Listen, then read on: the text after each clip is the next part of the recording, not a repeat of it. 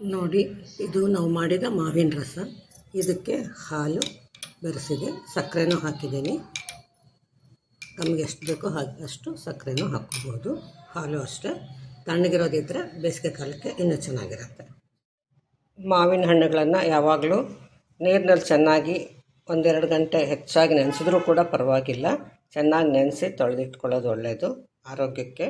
ಮತ್ತು ಅದರಲ್ಲಿರೋ ವೈರಸ್ ಕೂಡ ತೊಟ್ಟ ಹತ್ರ ಇರೋದು ಯಾವುದಾದ್ರೂ ಕಾಯಿಲೆ ಬರೋದನ್ನು ತಡೆಯುತ್ತೆ.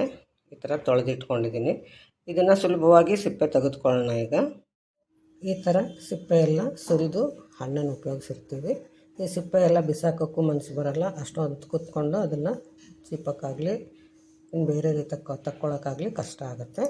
ಅದಕ್ಕೆ ಇದನ್ನು ಮೊದಲು ಸ್ವಲ್ಪ ದೊಡ್ಡ ಪೀಸ್ ಇರೋದನ್ನು ಚಿಕ್ಕ ಪೀಸಾಗಿ ಇದನ್ನು 2 ಭಾಗ ಮಾಡ್ಕೊಳ್ತೀನಿ. ಮೊದಲು ಸ್ವಲ್ಪ ಚಿಕ್ಕದಾಗಿ ಇದನ್ನು ಸೀಳ್ಕೊಂಡಿದ್ದೀನಿ. ಸುಮಾರು ಈ ಸಿಪ್ಪೆಗಳೆಲ್ಲ ಮುಳುಗೋ ಅಷ್ಟು ನೀರನ್ನು ಇಲ್ಲಿ ಒಂದು ಪಾತ್ರೆಯಲ್ಲಿ ಇಟ್ಕೊಂಡಿದ್ದೀನಿ. ಅದು ಕುದಿಬೇಕು. ಈಗ ನೀರು ಕುದೀತಾ ಇದೆ. ಇವಾಗ ಈ ಸಿಪ್ಪೆಗಳನ್ನೆಲ್ಲ ಇದರೊಳಗೆ ಹಾಕಿಬಿಡೋಣ. ಎಲ್ಲ ಹಾಕಿದ್ಮೇಲೆ 1 ನಿಮಿಷ ಮತ್ತೆ ಅದು ಕುದಿಯೋಕ್ಕೆ ಶುರುವಾದರೆ ಸಾಕು. ಈಗ ಜೋರಾಗಿ ಕುದೀತಾ ಇದೆ. ಈಗ ಸಾಕು. ಇದನ್ನು ಒಲೆ ಆರಿಸ್ತೀನಿ. ಆರಿಸಿದ್ಮೇಲೆ ಹೀಗೆ ಮುಚ್ಚಿಡೋಣ, ಸ್ವಲ್ಪ ತಣ್ಣಗಾಗಲಿ. ಈಗ ನೋಡಿ, ಇದು ತಣ್ಣಗಾಗಿದೆ. ಇವಾಗ ಇದನ್ನು ಒಂದು ಸ್ವಲ್ಪ ಮಿಕ್ಸಿಗೆ ಹಾಕ್ಕೊಳ್ಳೋಣ.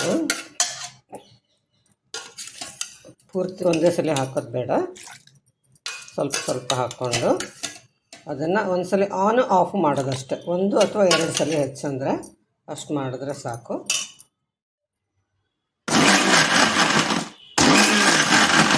ಇಷ್ಟೇ ಸಾಕು.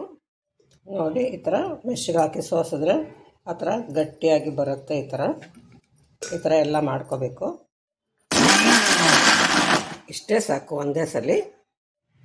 ಈ ಥರ ಬಂದಿದ್ದನ್ನು ನಾವು ಹಾಲು ಸಕ್ಕರೆ ಹಾಕಿನೋ ನೀರು ಸಕ್ಕರೆ ಹಾಕಿನೋ ಉಪಯೋಗಿಸ್ಕೋಬಹುದು. ಮಿಲ್ಕ್ ಶೇಕ್ ಅಥವಾ ಜ್ಯೂಸ್ ಆಗುತ್ತೆ. ಸಿಪ್ಪೆದು ಒಂಚೂರು ಹೌದಾ ಅಲ್ಲೋ ಅನ್ನೋಷ್ಟು ಬಂದಿರುತ್ತೆ, ಸ್ವಲ್ಪ ಟೇಸ್ಟ್ ಬೇರೆ.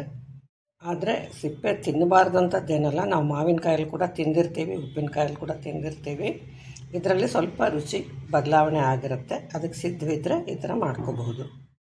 ಒಂದೊಂದು ಮಾವಿನ ಹಣ್ಣಿನ ಜಾತಿ ಮೇಲೆ ಆ ಸಿಪ್ಪೆ ರುಚಿ ಸ್ವಲ್ಪ ವ್ಯತ್ಯಾಸ ಬರುತ್ತೆ. ಇದು ನೋಡಿ, ಗಸಗಸೆ ಪಾಯಸ. ಇದಕ್ಕೆ ನಾವು ಮಾವಿನ ಹಣ್ಣಿನ ಸಿಪ್ಪೆಯಿಂದ ರಸ ಮಾಡಿಟ್ಕೊಂಡಿದ್ವಲ್ಲ, ಸಕ್ಕರೆನೂ ಇದಕ್ಕೆ ಹಾಕಿದೆ. ಇದನ್ನು ಎಷ್ಟು ಬೇಕೋ ಅದಕ್ಕೆ ಬೆರೆಸ್ಕೊಂಡ್ರೆ ಇದು ಮಾವಿನ ಹಣ್ಣು ಬೆರೆಸಿದ ಗಸಗಸೆ ಪಾಯಸ ಆಗುತ್ತೆ. ನಾನು ಮೊನ್ನೆ ಅಕ್ಕಿ ತರಿದು ಮಡಲಕ್ಕಿ ತುಂಬಿದ್ದ ಅಕ್ಕಿ ತರಿದ ಪಾಯಸ ತೋರಿಸಿದ್ನಲ್ಲ, ಅದಕ್ಕೂ ಹಾಕ್ಕೊಂಡಿದ್ದೆ. ಆದರೆ ನಿಮಗೆ ತೋರ್ಸೋಕ್ಕಾಗಲಿಲ್ಲ. ಈ ರೀತಿ ಯಾವುದಕ್ಕೆ ಬೇಕೋ ಉಪಯೋಗಿಸ್ಬೋದು. ಇದರ ರುಚಿ ತುಂಬ ವಿಭಿನ್ನವಾಗಿರುತ್ತೆ. ಖಂಡಿತ ನೀವು ಒಂದ್ಸಲ ಪ್ರಯತ್ನ ಮಾಡಬಹುದು.